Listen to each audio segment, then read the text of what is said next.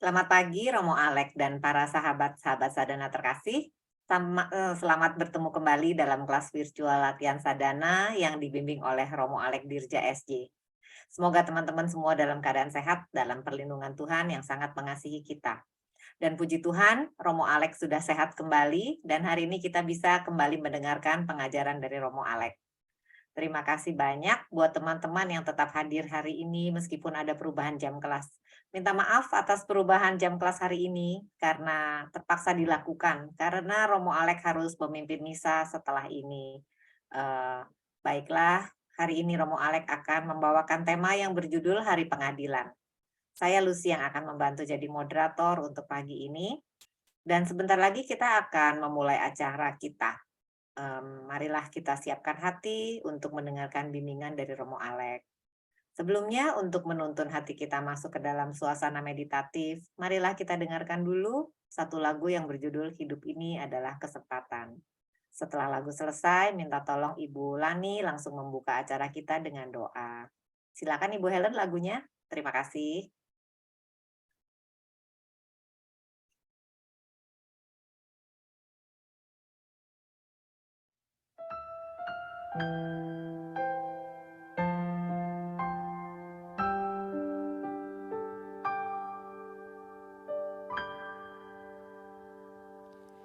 Hidup ini adalah kesempatan. Hidup ini untuk melayani Tuhan. Jangan sia-siakan waktu yang Tuhan beri. Hidup ini hanya sementara. Sekuntum bunga di pagi hari, mekar indah harum di padang yang hijau. Demikian Tuhan mendandani rumput, gugur bunga bila panas terik. Oh Tuhan, pakailah hidupku selagi aku masih kuat. Bila saatnya nanti ku tak berdaya lagi, hidup ini sudah jadi berkah.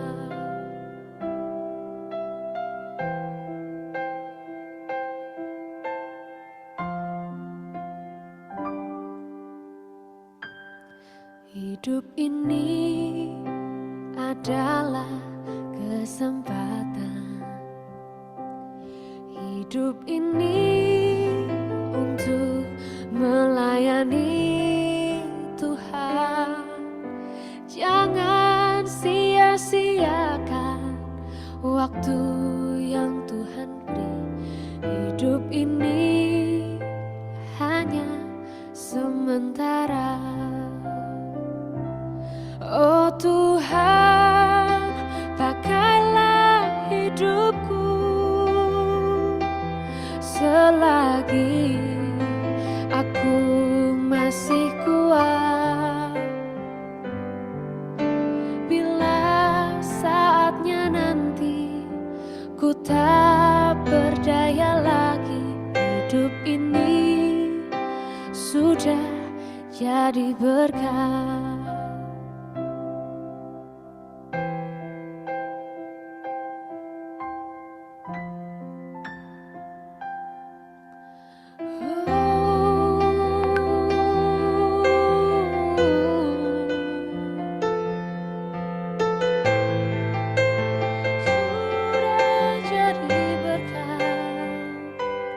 Oh Tuhan, pakailah hidupku selagi aku masih kuat. Bila saatnya nanti Aku tak berdaya lagi, hidup ini sudah jadi berkat. Hidup ini sudah jadi berkat.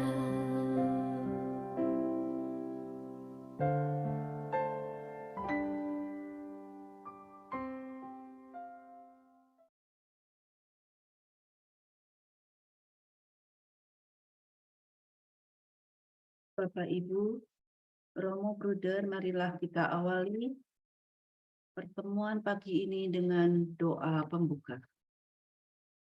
Dalam nama Bapa dan Putra dan Roh Kudus, amin. Bapa yang Maha Pengasih, kami mengucapkan syukur dan terima kasih atas pelindungan dan kesehatan yang Kau berikan kepada kami, sehingga pagi ini kami dapat berkumpul secara online untuk mendengarkan pengajaran dari Romo Alex tentang pengadilan. Berkatilah dan terangilah Romo Alex dengan Roh Kudus-Mu, agar apa yang beliau sampaikan dapat menyadarkan kami akan tanggung jawab mengenai segala anugerah-Mu. Demi Kristus Tuhan dan pengantara kami. Amin. Dalam nama Bapa dan Putra dan Roh Kudus. Amin. Terima kasih Ibu Lani. Romo Alex, kami sudah siap untuk mendengarkan bimbingan rohani tentang hari pengadilan yang akan Romo bawakan. Silakan dimulai Romo. Selamat pagi kita semua, saudara-saudara dan sahabat-sahabat sadana yang terkasih.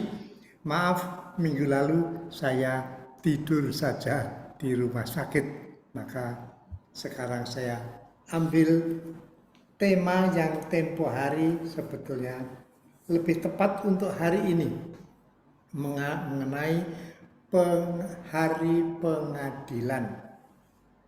Karena minggu ini adalah minggu terakhir dalam masa liturgi. Kita rayakan Hari Raya Kristus Raja Semesta Alam. Sedang minggu depan kita sudah mulai dengan masa Advent, awal dari masa liturgi yang baru. Jadi hari ini mengenai hari pengadilan. Hari pengadilan itu ada dua macam. Yang pertama, pengadilan perorangan yang setiap orang akan harus menghadapi pada saat ajal. Kemudian ada hari pengadilan umum terakhir pada hari kiamat ketika dunia sudah lebur dan kita semua berada di hadapan Allah yang Maha Kudus, Maha Adil, dan tetap penuh kasih. Maka merenung tentang hari pengadilan, kita punya satu permohonan supaya kita masing-masing dan bersama bisa menghadapi hari pengadilan itu tidak dengan takut akan keadilan Allah yang bisa menghukum orang berdosa, tetapi dengan rindu karena Allah yang Maha Kudus, penuh kasih dan menghendaki keselamatan kita semua. Jadi kita mohon Tuhan, siapkanlah hatiku agar hidupku selama di dunia ini penuh dengan pengharapan akan bertemu dengan Dikau,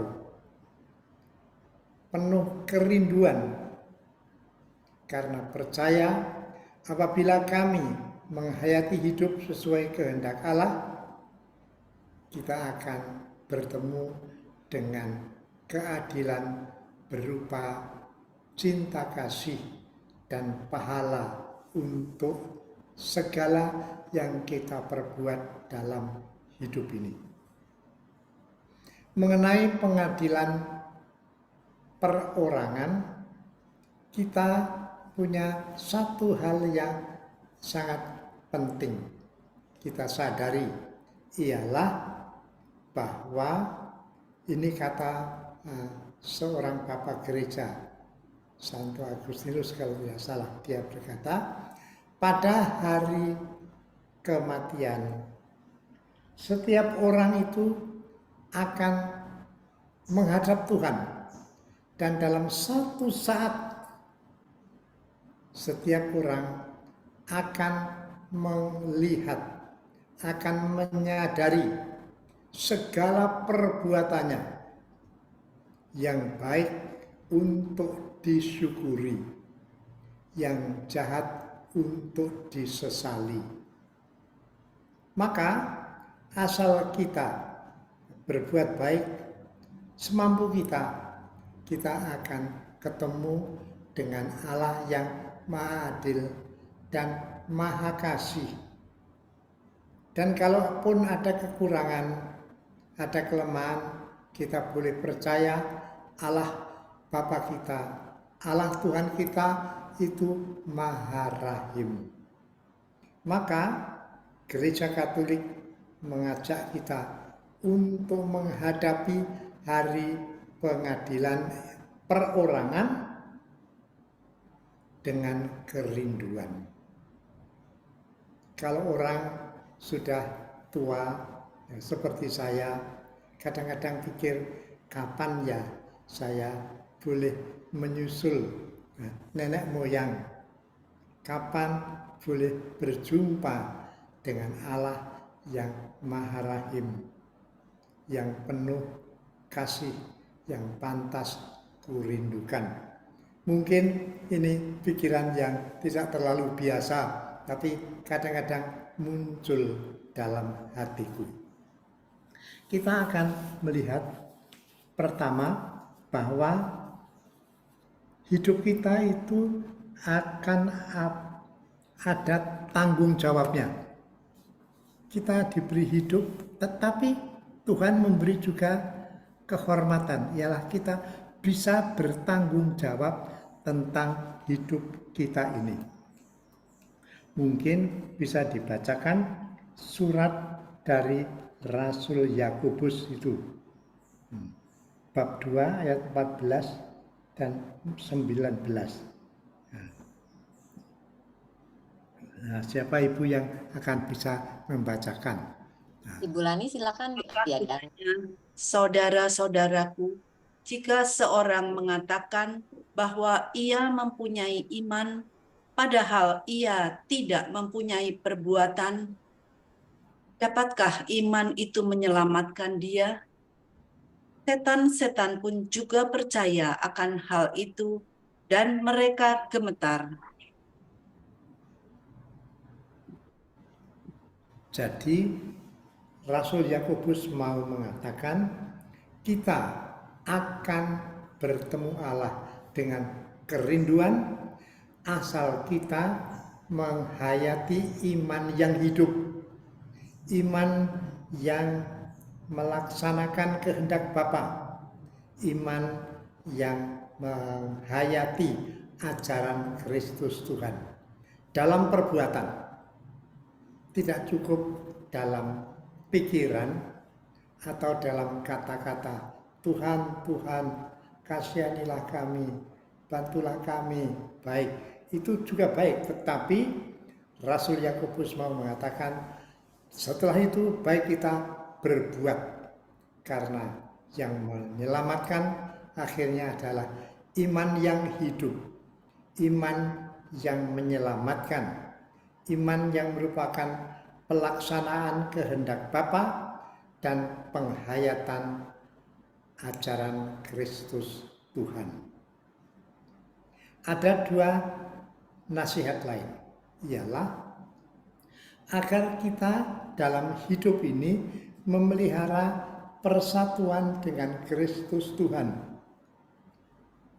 Sedapat mungkin kita tetap setia apapun yang terjadi, karena dalam kesatuan dengan Kristus Tuhan, hidup kita akan menghasilkan buah keselamatan dan buah kebahagiaan. Untuk itu kita baca dari Injil Yohanes mengenai sabda Yesus, "Aku ini pokok anggur." Dari Yohanes 15 ayat 5. Ya, Akulah pokok anggur dan kamulah ranting-rantingnya. Barang siapa tinggal di dalam aku dan aku di dalam dia, ia berbuah banyak. Sebab di luar aku, kamu tidak dapat berbuat apa-apa. oke. Jadi Yesus mengatakan bersatulah dengan aku. Bagaimana kita bersatu dengan aku? Ya, kita tahu misalnya kalau kita mengikuti perayaan Ekaristi, menyambut tubuh Kristus, kadang-kadang dicelupkan pada darah Kristus. Dengan mengikuti Ekaristi, kita sangat bersatu dengan Kristus. Kristus ada dalam diriku dan kita ada dalam diri Kristus. Tetapi tidak hanya dalam Ekaristi, dalam setiap perbuatan kita bisa bersatu dengan Kristus.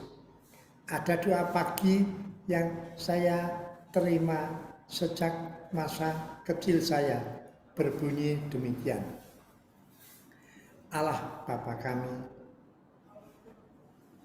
terima kasih atas istirahat malam tadi yang menyegarkan badan saya.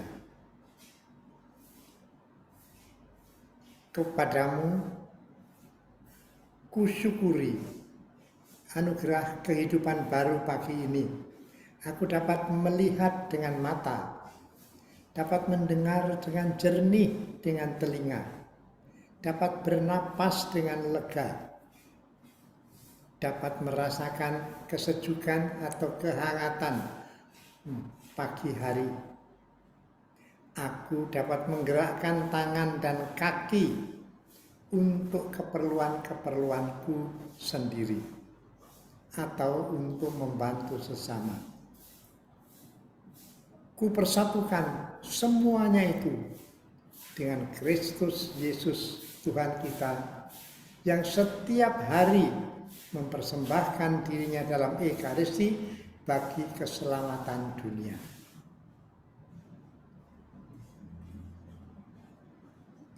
Aku mohon, utuslah Roh Kudus-Mu yang menjiwai Yesus untuk menjadi pembimbing dan kekuatanku, sehingga aku hari ini dapat menjadi saksi dari kasih Kristus bersama Maria, Bunda Yesus, dan Bunda kita bersama. Satu doa pagi yang saya laksanakan, singkat tetapi bagi saya begitu indah, warisan dari masa kecil.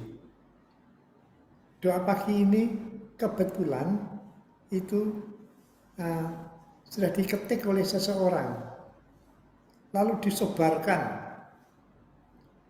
ratusan kepada umat, dan saya dalam hati, ini doa yang sangat sederhana, tetapi intinya ternyata sangat menyentuh hati karena mempersatukan kita dengan Kristus Tuhan.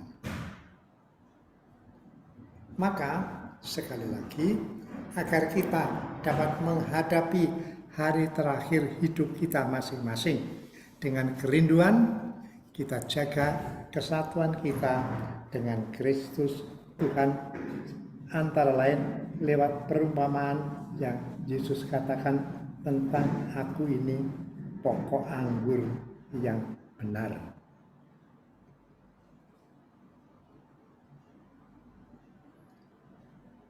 Yesus pernah menjanjikan kepada orang yang disalibkan bersama Kristus ada 2 orang penjahat yang disalibkan bersama Kristus.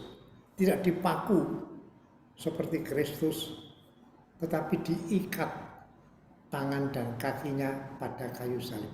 Maka matinya lebih lama.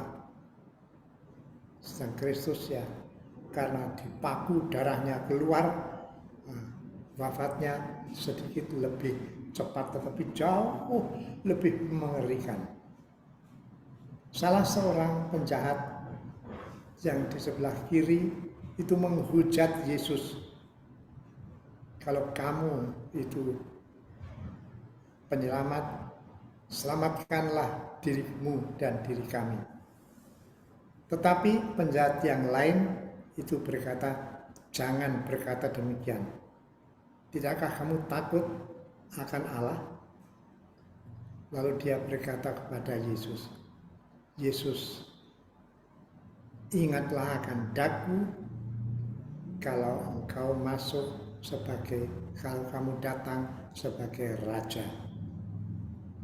Dan Yesus yang sudah setengah mati disalib masih bersabda, aku bersabda kepadamu, sesungguhnya hari ini juga kamu akan bersama-sama dengan aku masuk ke dalam Firdaus. Pengadilan pribadi dihadapi oleh penjahat yang mohon agar kalau Kristus datang sebagai raja, jangan lupa akan dia. Membaca kalimat dari penjahat itu, membaca kalimat jawaban Yesus, saya sangat terharu. Yesus menjanjikan surga, masuk ke dalam Firdaus hari ini juga bersama-sama dengan aku. Maka kita menghadapi hari pengadilan perorangan, pengadilan pribadi sudah jelas ada dalam kitab suci. Dan sekali lagi Bapak Gereja Santo Agustinus berkata, pada hari kita mati, kita akan melihat satu saat saja, tapi dengan segala intuisi yang penuh, segala perbuatan yang kita lakukan dalam hidup. Yang baik, kita syukuri. Yang jahat, kita sesali. Moga-moga kita diberi kesadaran hal itu sehingga kita hidup biasa, tidak terlalu luar biasa, tidak selalu berdoa saja, tidak. Kita bekerja biasa tetapi dengan keinginan untuk memuliakan Allah. Pengadilan yang kita hadapi secara pribadi. Kemudian ada pengadilan umum. Pengadilan umum ini pengadilan yang terjadi pada akhir zaman. Pada hari yang kita kenal dengan istilah hari kiamat. Kapan itu tidak ada orang yang tahu. Bahkan Yesus pernah bersabda, aku pun tidak tahu. Itu terserah kepada Bapa yang mengatur segala. Dia yang menciptakan dalam Kristus segala sesuatu. Dia pula yang akan mengatur kapan hari pengadilan terakhir itu akan terjadi bersama-sama dengan seluruh dunia. Maka menghadapi pengadilan umum, pengadilan bersama ini ada kitab suci mewartakan antara lain sebagai berikut. Sungguh hari Tuhan datang dengan kebengisan, dengan ganas, dan dengan murka yang menyala-nyala untuk membuat bumi menjadi sunyi sepi dan untuk memusnahkan daripadanya orang-orang yang berdosa. Ada kutipan yang itu sudah saya baca sedikit tadi mengenai pengadilan umum, pengadilan yang terakhir itu. Para murid pernah bertanya, kapan itu Tuhan? Lalu Yesus menjawab, engkau telah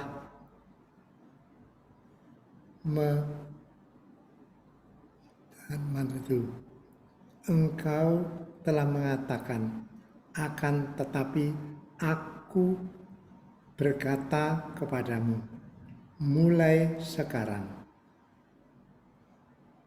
kamu akan melihat Anak Manusia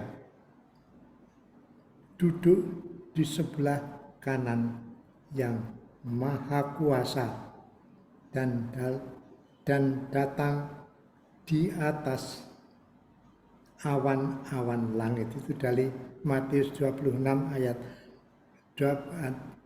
64. Tapi saya tidak akan membacakan lagi. Saya hanya mau menekankan yang ada dalam hati saja. Jadi Yesus pada pengadilan terakhir itu akan menentukan siapa masuk surga, siapa tidak. Tetapi sebetulnya setiap orang yang sudah meninggal sudah tahu pada saat dia meninggal. Tetapi mungkin ada orang yang akan masuk surga pada waktu meninggal, tapi belum bisa. Akan, tetapi belum. Itulah orang-orang yang masih punya kekurangan-kekurangan kecil-kecil, bukan dosa berat, tapi dosa-dosa ringan, kesalahan, kelemahan-kelemahan. Dan kita semua sadar, kita semua punya kelemahan, punya kekurangan. Maka kita juga bisa berkata, Tuhan, kalau aku mati, terimalah aku. Kalau perlu di api penyucian, gereja mengajarkan adanya api penyucian justru untuk calon penghuni surga, tapi belum cukup sempurna. Surga adalah untuk orang-orang yang sempurna, jiwa-jiwa yang sempurna. Misalnya para martir itu memberikan hidupnya, dia dibunuh demi imam. Gereja percaya mereka itu langsung masuk surga. Atau siapapun yang menyerahkan hidup, meninggalkan segala kekayaan, meninggalkan keluarga bahkan untuk mengikuti Yesus. Tetapi sekali lagi kita orang-orang biasa sadar aku punya kelemahan, punya kekurangan. Maka kalau aku belum masuk surga, aku tetap bersyukur pada Tuhan kalau diberi kesempatan menyucikan diri, membersihkan diri. Gereja menyebut api penyucian, tetapi ada bahasa lain, purgatorium. Purgare itu membersihkan. Purgatorium adalah tempat pembersihan. Maka kalau kita mati belum sempurna, tapi tidak menyimpan dosa berat, kita boleh mohon, Tuhan, terima kasih. Aku akan kau bersihkan beberapa waktu. Dan dengan di api penyucian, orang itu dibersihkan dari semua kelemahan dan kekurangan. Untuk itu, doa-doa kita orang yang masih hidup, saudara-saudara, anak-anak, sahabat-sahabat bisa membantu. Itu diajarkan oleh gereja. Maka kita kalau ada orang yang meninggal dunia, siapapun itu, kita boleh mohon belas kasihan Tuhan, mohon kemurahan hati Tuhan. Hari-hari ini aku berdoa rosario untuk para korban gempa di Cianjur itu. Sekian ratus orang sudah meninggal dunia. Dan kita boleh percaya di antara mereka pasti ada yang perlu dibersihkan di api penyucian. Maka saya berdoa rosario untuk mereka, untuk membantu sedapat mungkin, meskipun sederhana, atau sekali-sekali dalam misa ubawa mereka sebagai intensi misa keselamatan mereka yang mengalami bencana alam yang mengerikan itu. Sekali lagi, kita diajak untuk menghadapi pengadilan bersama itu dengan hati yang penuh pengharapan juga. Saya pernah membaca bahwa pada pengadilan terakhir, api penyucian juga sudah selesai. Mereka yang ada di api penyucian sudah waktunya untuk langsung ke surga. Yang tidak langsung ke surga, ya langsung ke tempat lain. Saya tidak tahu namanya, neraka atau apapun. Dan semoga tidak ada yang harus ke neraka, karena kerahiman Allah itu tak terbatas. Kitab suci mengatakan, inilah anak domba Allah yang menghapus dosa-dosa dunia. Maka berbahagialah orang yang menerima tubuh Kristus, minum dari piala keselamatan, karena akan mendapatkan kehidupan yang kekal. Yesus sendiri, saya percaya, dengan rela menjadi manusia, dengan rela wafat di salib, dengan segala kerelaan sebetulnya menghapus dosa-dosa dunia, apapun itu. Tetapi tadi dikatakan ada kebengisan, ada murka yang menyala-nyala pada hari pengadilan terakhir terhadap mereka yang tak dapat diselamatkan, mungkin iblis dan yang lain-lain. Tetapi saya sangat terkesan sabda Yesus pada pengadilan terakhir. Ketika aku lapar, kau memberi aku makan. Ketika aku haus, kau memberi aku minum.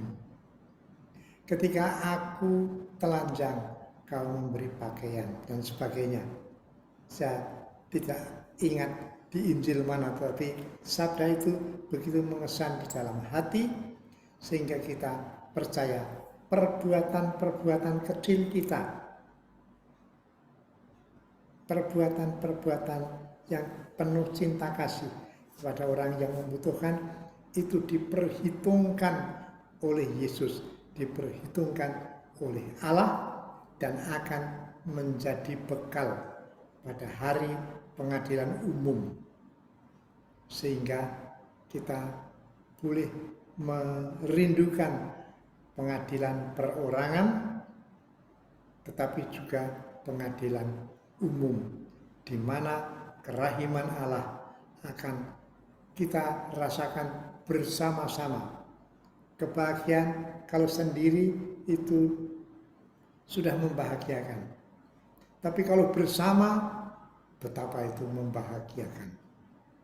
Maka itulah yang mau saya katakan mengenai hari pengadilan perorangan maupun hari pengadilan terakhir.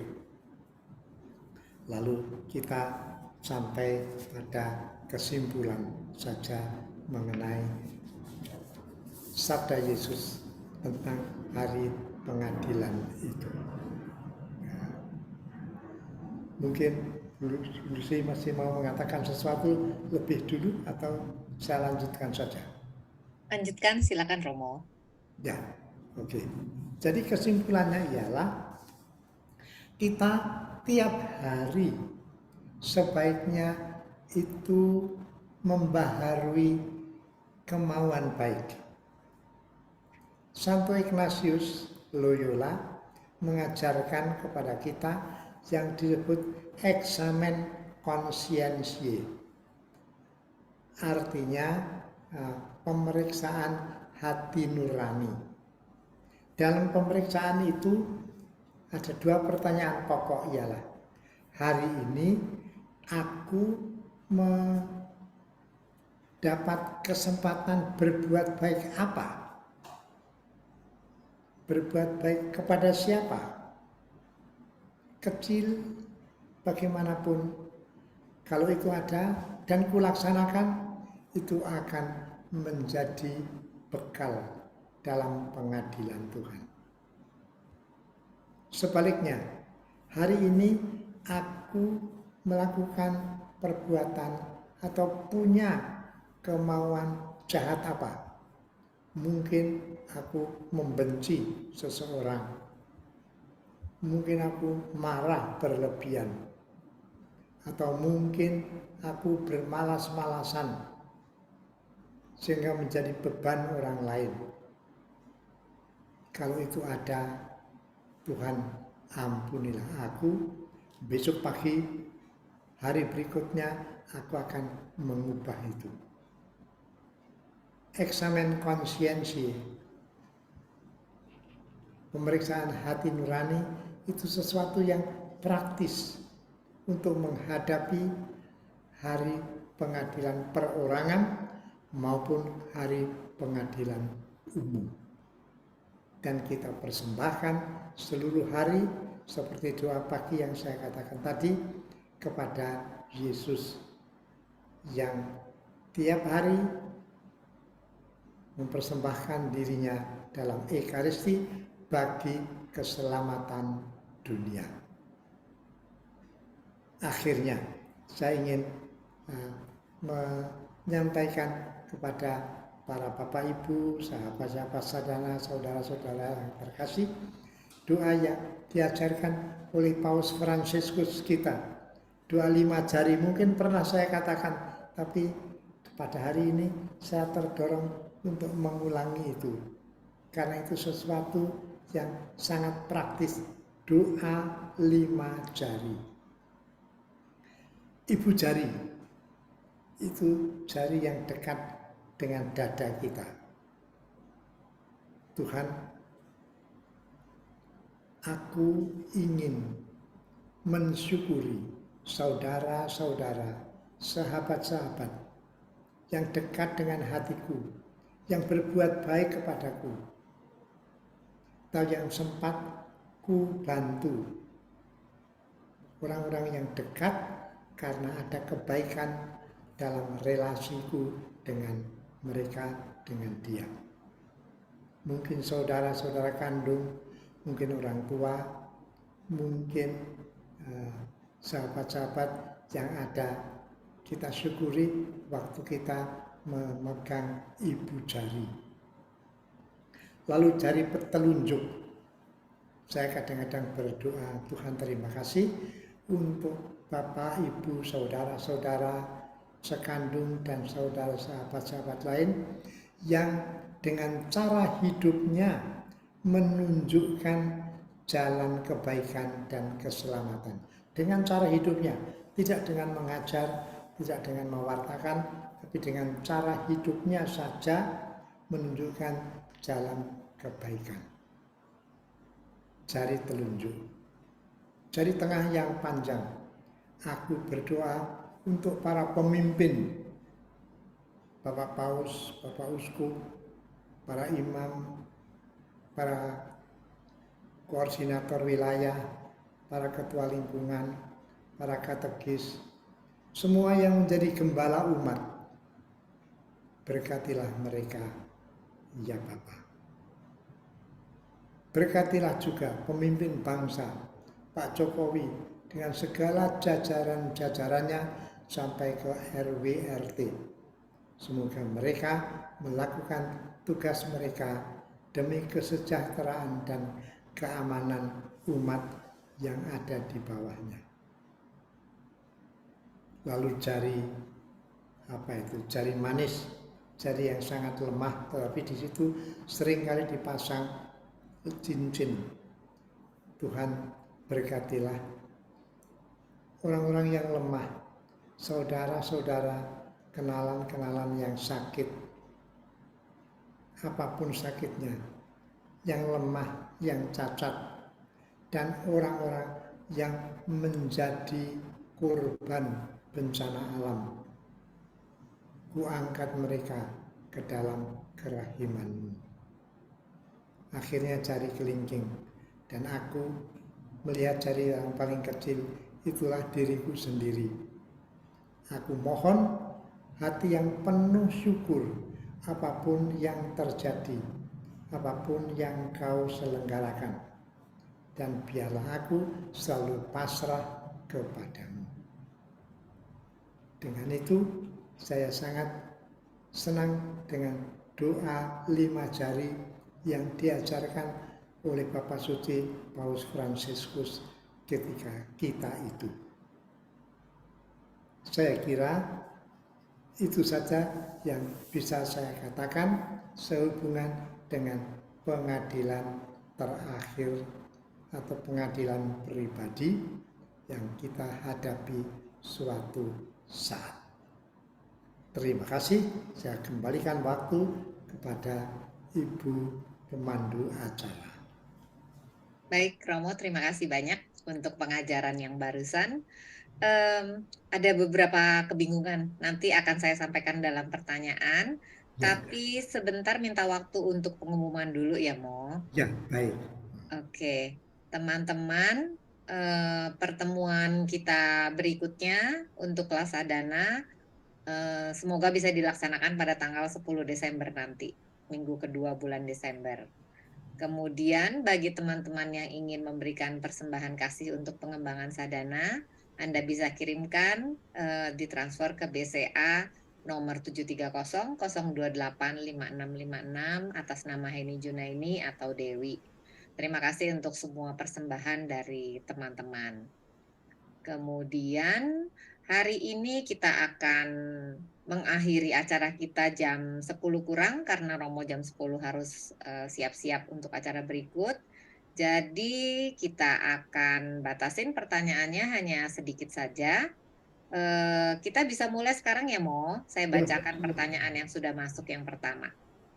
Oh ya, teman-teman, perekaman hari ini dan materi nanti akan di-share di WAG Sadana.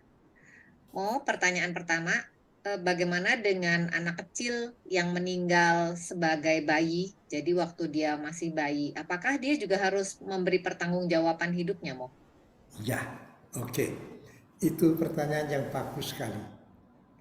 Anak kecil diberi hidup. Anak kecil belum bisa berbuat apa-apa, belum bisa berpikir, maka juga belum bisa bertanggung jawab.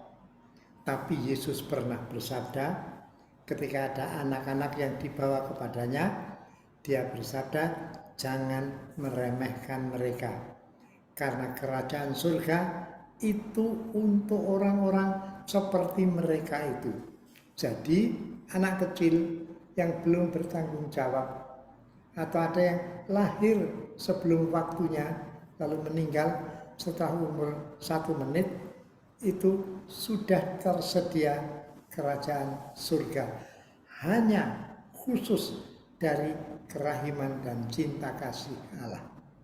Sebetulnya kita itu juga kalau nanti masuk surga 90% juga atas kerahiman Allah.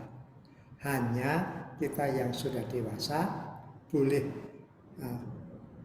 punya sekian persen dari pahala kita atas jasa-jasa atau kebaikan yang bisa kita lakukan. Tetapi surga itu intinya adalah anugerah cuma-cuma dari Allah. Kita diberi kesempatan untuk ikut memperoleh surga, karena dengan demikian kita rasanya aku punya bagian ya dari usahaku, dari jerih payahku juga. Tapi anak kecil saya percaya semua masuk ke dalam kerajaan surga. Ya, oke, itu jawaban saya ya untuk anak-anak kecil. Baik Romo. Romo, bagaimana dengan bayi-bayi yang di kandungan keguguran seperti itu? Apakah sama juga, Mo? Saya percaya sama saja, karena bayi yang gugur dalam kandungan itu sudah diberi hidup dan sudah ada jiwanya.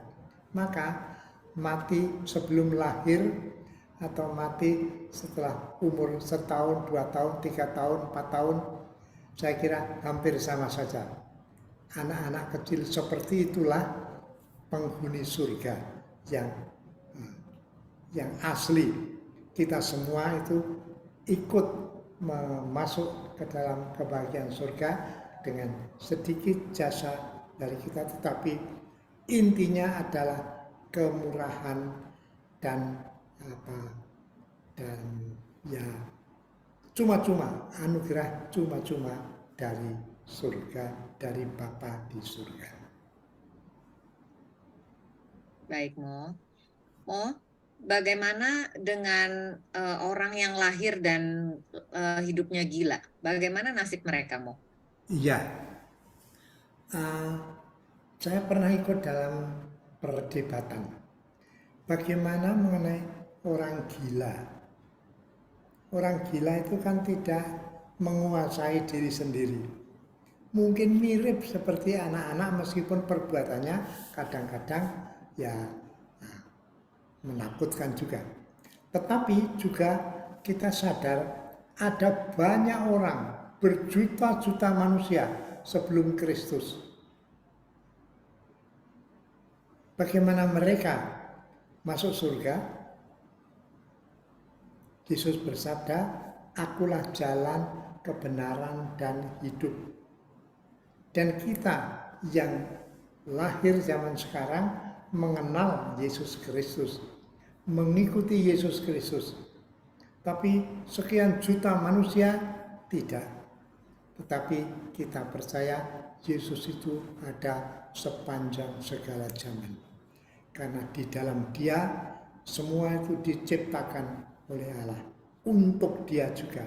Maka pasti ada kebijaksanaan Allah yang kita tidak bisa menerangkan, tapi kita percaya Allah yang maha agung, yang maha kudus dalam kuasa dan kasih-Nya dapat juga menyelamatkan orang gila dan nenek moyang kita yang tidak sempat kenal Yesus Kristus.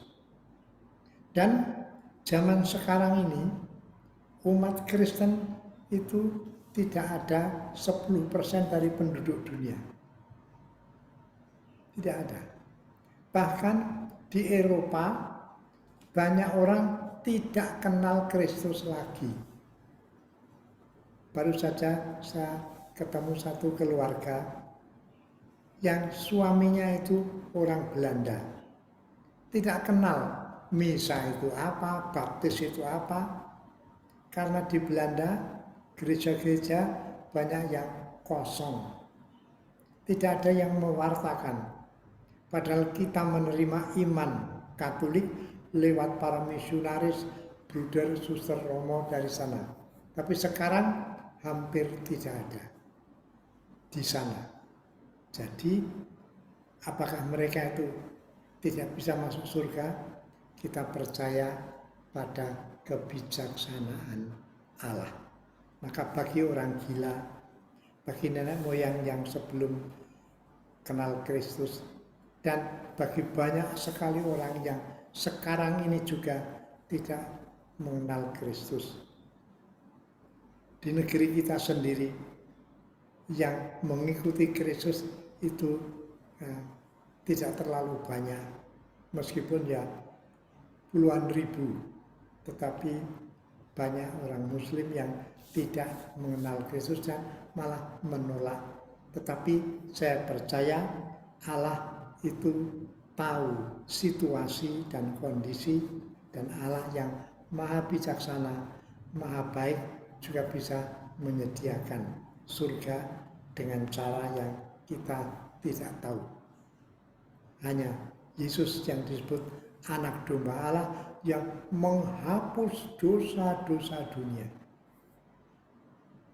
Maka kita mohon belas kasihan Allah bagi mereka yang tidak mengenal Allah. Kalau untuk anak-anak kecil, kita percaya Allah jauh lebih mudah merangkul mereka. Tapi untuk orang gila, untuk nenek moyang kita yang tidak mengenal Kristus, atau untuk orang zaman kita yang karena kurang pengetahuan lalu malah menolak dan menyangkal Kristus, saya kira ada kebijaksanaan Allah. Karena Allah Bapa kita menghendaki keselamatan semua orang, itu dikatakan oleh Yesus sendiri. Itu dikehendaki, tetapi setiap orang itu diberi kesempatan untuk bertanggung jawab, ikut menerima pahala dari kebaikan yang mereka dapat lakukan. Saya kira itu yang bisa saya katakan. Baik Romo, Romo untuk pertanyaan terakhir Mo, saya lihat Romo masih ada waktu. Pertanyaan terakhir Mo, bagaimana dengan orang yang bunuh diri Mo? Pengadilan terakhir untuk mereka bagaimana? Ya, oke. Itu suatu rahasia yang kita tidak bisa menerangkan. Kebetulan saya pernah hidup di Jogja. Ada bekas frater yang suatu hari tengah malam lonceng itu berbunyi. Ternyata bekas frater itu gantung diri di tali lonceng itu. Lalu pastor paroki berkata, ini orang bunuh diri. Lalu ada orang yang mau mohon didoakan. Tidak boleh, dia itu berdosa berat. Tetapi ada romo lain yang berkata, justru orang seperti itu paling membutuhkan kerahiman Allah. Maka waktu jenazahnya mau dimakamkan, itu didoakan di dalam gereja, mohon kerahiman Allah. Saya sendiri lebih cenderung untuk paham yang kedua ini. Orang yang bunuh diri biasanya tidak menguasai akal sehat dan penalarannya lagi, maka orang itu ya seperti tidak bisa bertanggung jawab sepenuhnya. Meskipun itu jahat, meskipun itu tidak terpuji, tetapi saya percaya pada kerahiman Allah. Maka seperti jenazah yang gantung di gereja itu, kemudian malah didoakan. Ada dua pastor, yang satu setuju, yang tidak, tapi akhirnya dua-dua setuju dan malah mengajak umat untuk berdoa secara khusus untuk kerahiman Allah bagi dia. Baik Ibu, itu kira-kira mengenai orang yang bunuh diri. Kita tidak bisa mengadili ya, karena orang yang bunuh diri biasanya dalam keputusasaan, akal sehatnya tidak berfungsi lagi. Maka dosa berat itu kalau dilakukan dengan sengaja, dengan akal budi yang lengkap. Orang yang putus asa, saya percaya tidak punya kelengkapan akal sehat lagi. Oke. Baik. Baik Romo, terima kasih banyak buat jawabannya barusan. Bapak Ibu terkasih, kita harus menyudahi acara kita hari ini karena kita harus memberikan waktu buat Romo siap-siap sebelum Romo lanjut ke acara dia yang berikut. Buat teman-teman, saya sudah upload file dokumen acara kita hari ini. Tapi kalau ada yang problem untuk mendownloadnya, nggak bisa download, saya juga nanti akan taruh lagi di WAG Sadana bersama rekaman YouTube-nya. Romo Alek, terima kasih banyak atas bimbingannya dan jawaban-jawabannya untuk semua pertanyaan hari ini. Sehat terus ya Romo. Ya, ya. Sampai ketemu lagi di acara berikut.